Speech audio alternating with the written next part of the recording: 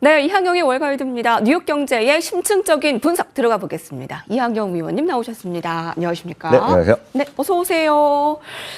자, 오늘의 인사이트 주제를 먼저 보고 시장 상황 살펴보도록 하겠습니다. 미국의 6월 CPI 3%로 둔화, 금리 인하 준비 완료라고 볼 수 있겠죠. 여러분, 물가가 지표상으로 잡히고 있습니다. 올해 들어서 계속 둔화되는 물가 숫자 확인되고요. 거기다 이번에는 예측치보다도 물가 둔화가 나왔어요. 네, 근데 오늘 주가는 좀 떨어졌고 좀 분석해 주시죠. 네, 맞습니다. 오늘 주가도 많이 떨어졌습니다. 네. 워낙 7월에 워낙 첫 두 주가 워낙 좋고요. 아마 7월 통계자로 보면 9일까지 좋고 10일에 좀 떨어져야 되는데 떨어졌다고 말씀드렸는데 의외로도 강했잖아요. 근데 하루 차이로 오늘 또 좀 약간 좀 쉬는 모습을 보여줬습니다. 출발점에 뭔가 계기는 어찌되었건 물가 지표라는 것에부터 출발했습니다. 물가 지표 내려갔는데 의외로 또 시장은 또 반대로 적용했는데 오늘 그 얘기 한번 설명을 한번 해보도록 하겠습니다. 지금 보여드리는 것이 6월의 CPI인데요. 전년 동기 대비 3.0이라는 숫자가 나면서 1년 반 만에 최저 수준까지 떨어졌습니다. 그런데 사실 6월 CPI에 관련해서 네 가지 지표가 여러분 중요하다고 말씀드려요. 네 가지는 흔히 얘기하는 헤드라인이 있고요. 그다음에 근원이 있습니다. 코어란 게 있겠고 그것에 대한 전년 동기 대비, 전월 대비 이런 네 가지 항목이 있는데요. 이 네 가지 항목이 모두 예상치보다 좀 낮게 나왔습니다. 네. 상당히 이제 긍정적이라고 보셔야 되겠죠. 그래서 이제 금리의 이제 인하에 대한 기대감까지 흘러나가는 것인데 그 그림 아까 보여드렸던 CPI의 흐름을 보여드렸고요. 그다음에 이제 전월 대비입니다. 전월 대비 헤드라인 CPI가 되겠는데요. 이거는 이제 지난달에 이어서 이번에도 좀 아래가 내려갔고 이번에 또 마이너스 0.1%라는 수치가 나왔기 때문에 전년 동기 대비 전체적인 물가는 조금 내려가는 모습. 그러니까 가장 중요한 것은 기름값도 있겠고 여러 가지 네. 먹거리가 조금 내려가는 거니까 당연히 긍정적이라고 보셔야 되겠고요.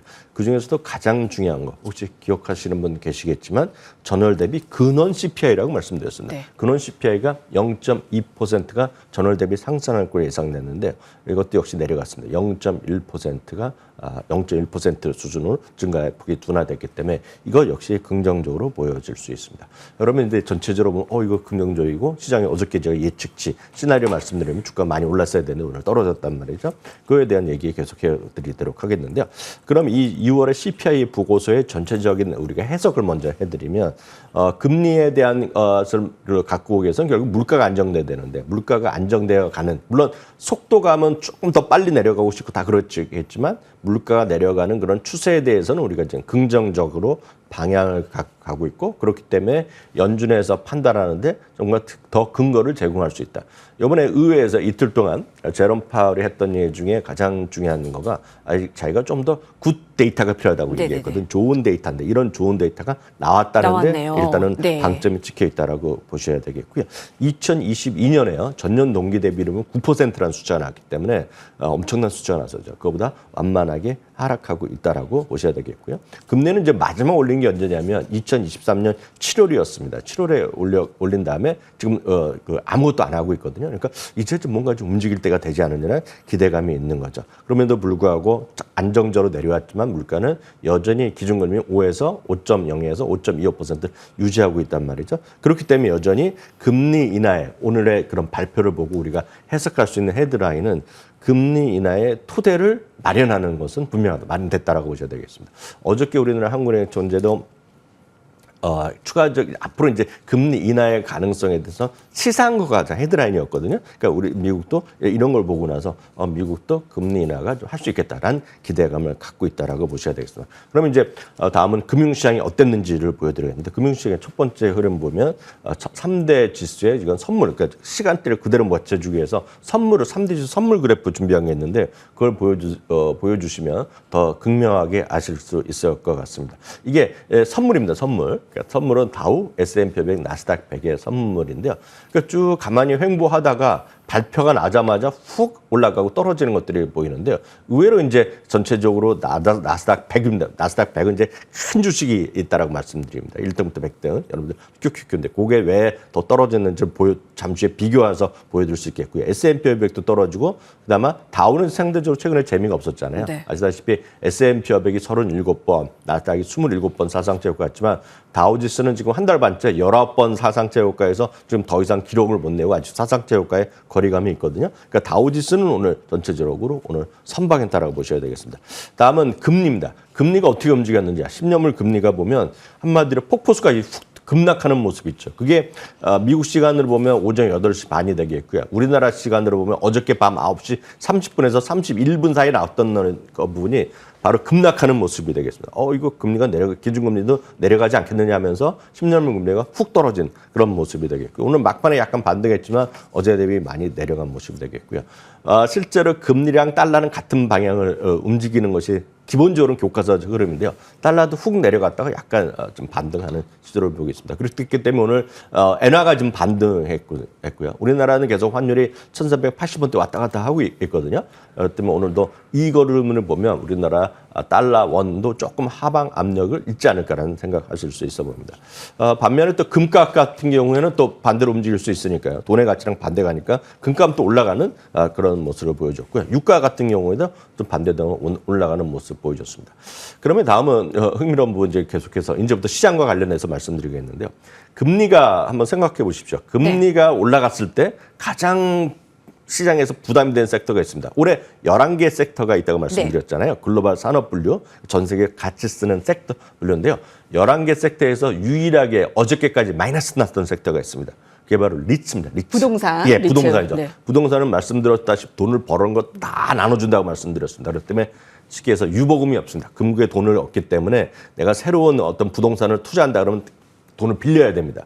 빌려서 투자하는 것이 리츠의 규정이기 때문에 리츠가 당연히 혜택을 볼 수밖에 없죠. 그래서 반면에 앞서 보여드린 거랑 또 비슷한 흐름인데 이거는 어저께 오늘 새벽에 하루의 흐름이 되겠는데 어젯밤부터 오늘까지요. 이게 단 S&P 500은 올랐다 떨어져 하지만 갑자기 올라가는 게 있습니다. 갑자기 올라간 것이 리츠 섹터가 올라갑니다. 네네. 이게 바로 오늘 현재 시장을 보여줬다라고 보여줘야 되겠고요. 그럼 오늘 이 부분에 관해서 월가의 시각이 어떤지도 한번 확인해 보겠습니다. 골드만삭스입니다. 골드만삭스는 연준의 어떤 금리 정책이 좀 안정되고 이주된 것이 결국 인플레이션 떨어뜨리는 역할이었는데 그것이 정상적인 방향으로 계속 가고 있다는 것을 정당화 시켜줬다. 긍정적인 평가를 했고요. 골드만삭스는 계속해서 9월에 금리 인하 가능성을 얘기를 하고 있습니다.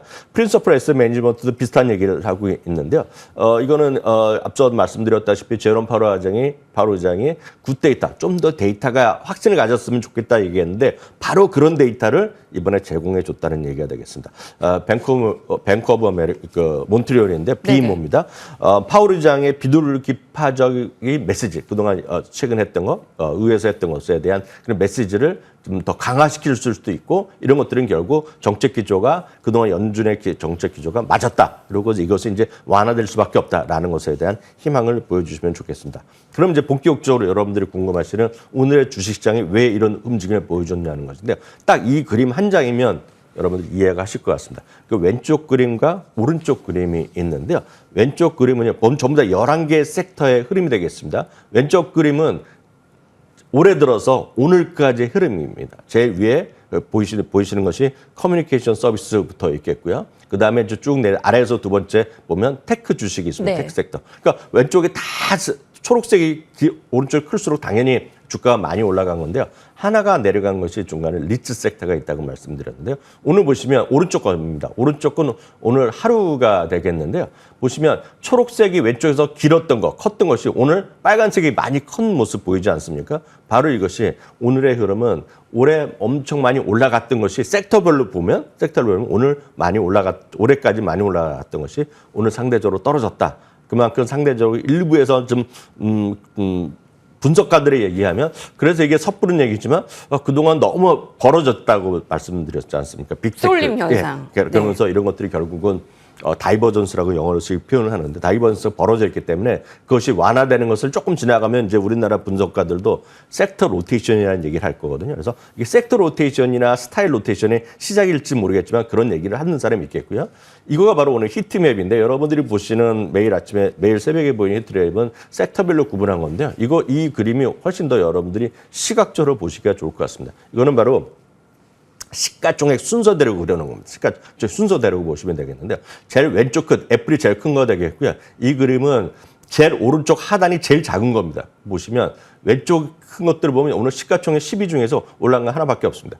다 시뻘겋고 빨간색이 아주 진하게 나오는 거가 지금 다 왼쪽에 몰려 있지 않습니까? 그러니까 큰 것들이 다 떨어지고 작은 것들이 오늘 상대적으로 올라간 그런 흐름이 되겠고요. 이런 추세가 얼마나 이어질지는 우리가 알 수가 없습니다. 다만 전체적으로 큰 흐름에서의 어떤 워낙 지나친 거에 대한 반작용 그리고 워낙 주가가 올라간 거에 대한 반작용이 있을 뿐 그 이상 이하도 아니라고 그냥 이해하시면 되겠습니다. 그 섹터 로테이션, 그러니까 오늘 히트맵 보면 그 빨간 부분 오늘 급락하는 부분이 대형주, 기술주였습니다. 그가 많이 올랐던 업종이었는데 완화되는 움직임을 보였다라고 좀 분석해 주셨고요. 금리 인상 시기에 가장 부담이 되었던 섹터 바로 부동산 리츠였는데, 그러니까 금리 인하 수혜주라고 볼 수 있겠죠. 오늘 급등했는데 오늘 제일 많이 올랐는데 이한경 위원님께서는 지금 지난주부터 계속 말씀해 주셨던 부분이잖아요. 저는 똑같습니다. 네네. 여러분들이 빅테크를 갖고 계신 분은 현재 비중을 뭐 줄이거나 그렇게 무리할 게 없다고 계속 말씀드렸습니다. 빅테크는 유지하시고 더욱더 중요한 것은 빅테크 안에서도 분산하셔야 되겠고요. 그 외에 빅테크를 충분히 갖고 계신 분은 늘 말씀드리지만 the others입니다. 다른 것들을 갖고 하셔야 돼요. 빅테크 아닌 것들을 조금씩 늘려나가는 것이 분산 투자. 그래서 늘 언제라도 제가 말씀드릴 수 있습니다. 여러분들이 미국 주식 하실 때는 타이밍을 노려갖고는 답이 안 나오고 미국 주식의 가장 기본 중에 기본은 분산 투자. 분산 투자가 생명줄이다라고 여러분 핸드폰이나 노트북에 적어 놓으셔야 됩니다. 분산 투자를 하지 않으면 미국 주식에서도 살아남기는 제가 보기에는 웬만하면 가능성은 거의 제로라 가깝다라고 저는 믿고 있습니다. 오늘 CPI 분석해봤는데 CPI 물가지표를 통해서 금리 인하 시그널이 더 확실해졌습니다. 금리 인하 수혜주인 부동산 리츠 업종 11개 업종 가운데 올해 가장 부진했는데 저희 7월부터 이항용의 월가이드에서는 계속 좀 분산 투자로 부동산 리츠 보자라고 얘기를 했습니다. 오늘 급등 업종입니다. 여러분 살펴보시고요.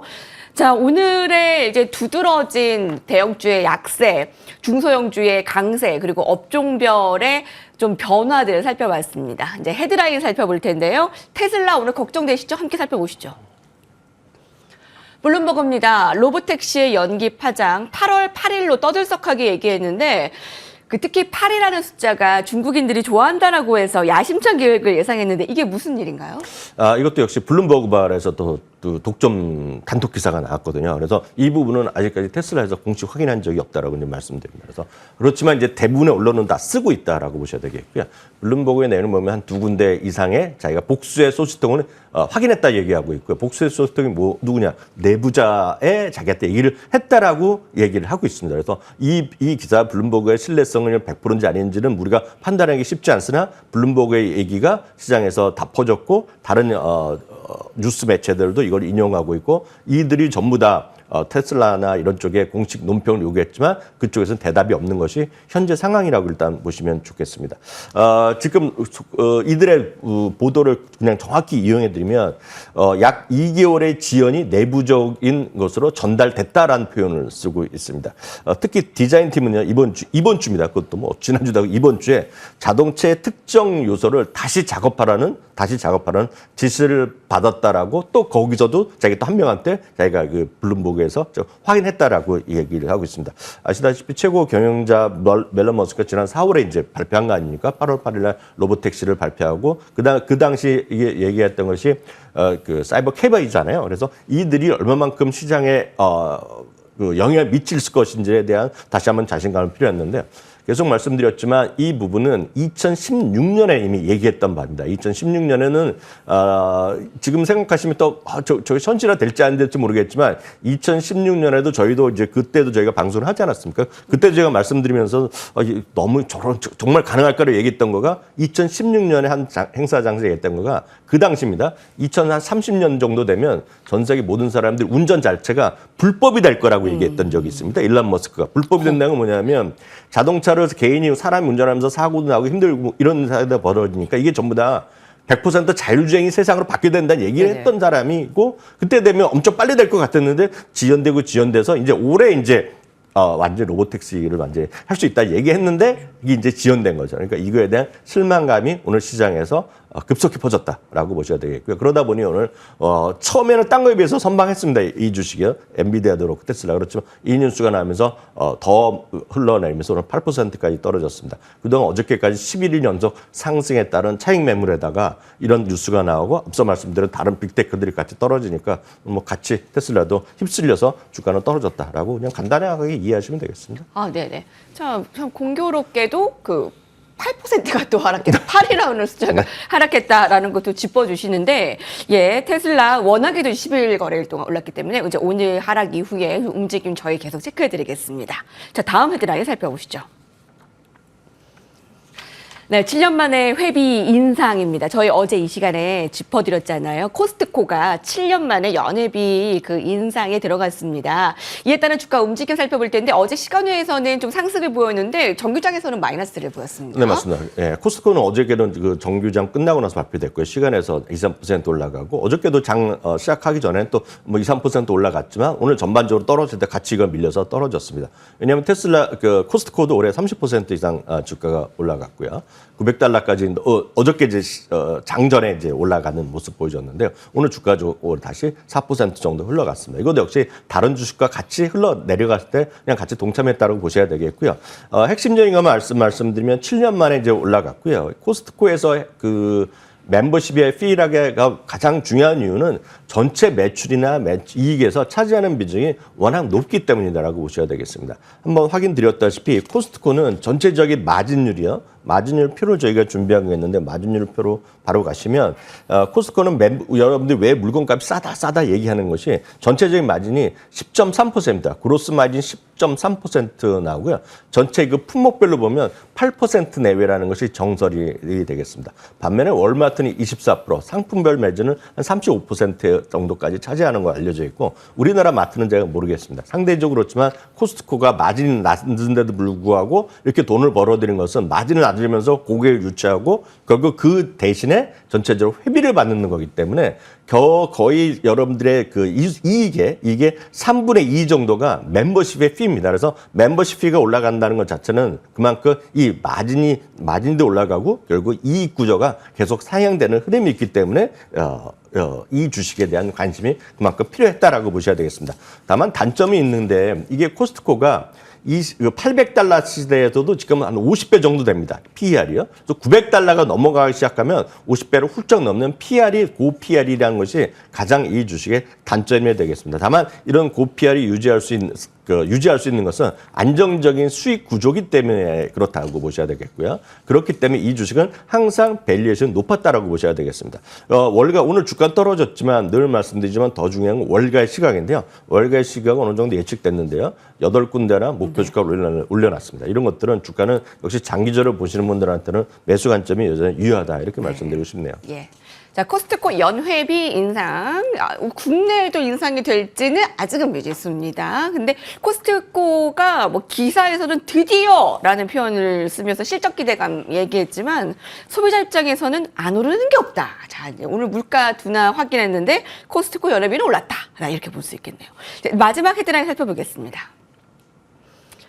네, 배런즈입니다. 크리스마스 인 줄라이. 자, 블룸버그 소식통에 따르면, 오늘 밸런스에 따르면, 금융주가 좀 강세를 나타낸 부분에 대해서 되게 인상적이게 분석을 내놨습니다. UBS가 은행들에게는 7월의 크리스마스 상황이다라고 하는데 이게 무슨 이유인가요? 네, 우리가 7월의 크리스마스라는 용어가 있다고 말씀드렸는데 이번 7월은 딴 게 아니라 은행이라는 얘기를 UBS에서 얘기하고 있습니다.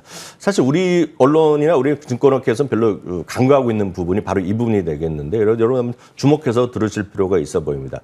이번에 의회에서요 이틀 동안 증언했는데 이 중에서도 오히려 가장 큰 관심은 은행의 어떤 그 재무 상태를 규정하는 바젤 엔드게임 3라는 그런 규정이 이번에 새로 생기는 부분이 있었는데 이 부분이 연기됐다는 겁니다. 그래서 연기된 이유가 결국은 주요 IB들이 적극적인 로비를 했고 이것이 통했다는 얘기를 하고 있는데요. 아주 쉽게 얘기하면 그 재무 상태에서 재무상에 얼마만큼 현금이나 현금성 자산을 유지해야 되는 겁니다. 그래서 안전하기 위해려면 현금을 많이 유지하게 되는 것이 당연한데 그걸 낮추려는 노력을 계속하고 있는 거죠. 현금을 낮춘다는 방법은 두 가지밖에 없는 겁니다. 뭐 월급을 많이 줄 수도 있겠지만 가장 중요한 것은 자사주를 사고 배당을 더 주는 거거든요. 바로 그런 것에 대한 연기 결정이 났고, 그러니까 그렇게 유도하게 하는 것들을 지금 월가의 은행들이 요구했는데 그것들이 받아들여졌고, 요번에 추가적인 회의를 하겠는데 여기에는 IBD의 의견을 적극적으로 반영하겠다는 것이 제롬 파월의 의장에서 입에서 확인됐다는 것입니다. 그렇기 때문에 당연히 호재 인식하는 것이 맞다라고 보셔야 되겠고요. 오늘 그런 거랑 있을지 없을지 모르겠으나 JP 모건, 뱅크 오브 아메리카, 골드만삭스, 그리고 웰스파고 이런 것들 일제히 다 사상 최고가 내지 52주 최고가를 계속 가고 있거든요. 그러니까 이런 관점에서 늘 말씀드리지만 빅테크만 볼 것이 아니라 좀 다양성을 갖고 여러분 주식 투자 보시기 바랍니다. 네, 뉴욕 증시에서의 다양성 확보되어야 될 것 같고요. 자, 오늘 이제 최고가 내지는 52주 신고가 나타낸 금융주뿐만이 아니라 사실 국내에서도 호실 쪽과 밸류업스의 금융주가 좀 많이 가더라고요. 근데 이제 미 증시를 중심으로 오늘 금융주까지 살펴봤습니다. 이한경의 월가이드였습니다. 감사합니다.